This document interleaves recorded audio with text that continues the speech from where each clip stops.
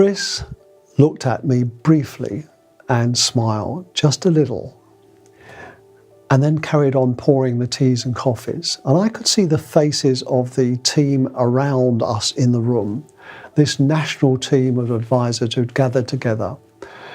And they were wondering, what is going on?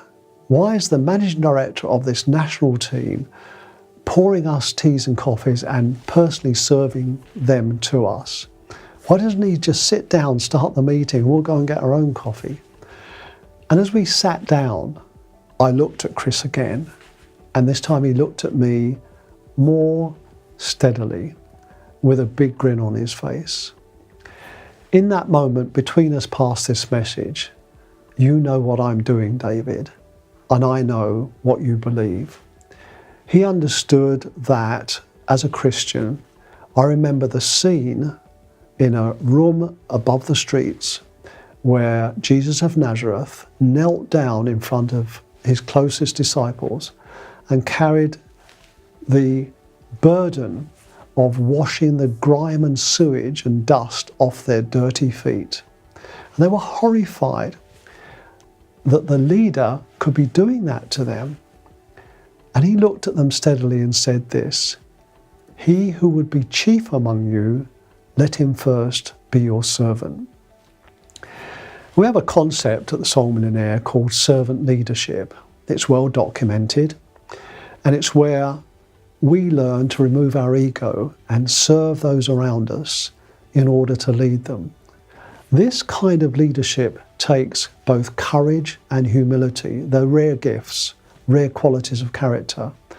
This type of leadership, servant leadership, takes a selflessness mixed with a strict business discipline.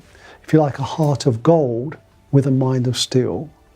This kind of leadership leaves behind a legacy beyond a book of clients and a wad of recurrent revenue. This kind of leadership, servant leadership, doesn't use people as functions in your goals and objectives for your life, but it's rare. The record continues to state that Jesus from Nazareth went about doing good.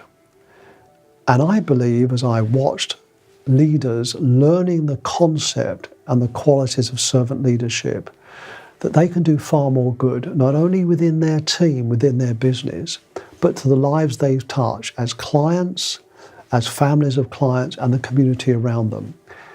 I believe, if we look at the story that he went about doing good, that this one man, without power, without prestige, without possessions, without popularity, changed the world heart by heart. I believe you can do the same too. I believe you can change the world if you change the nature of your leadership.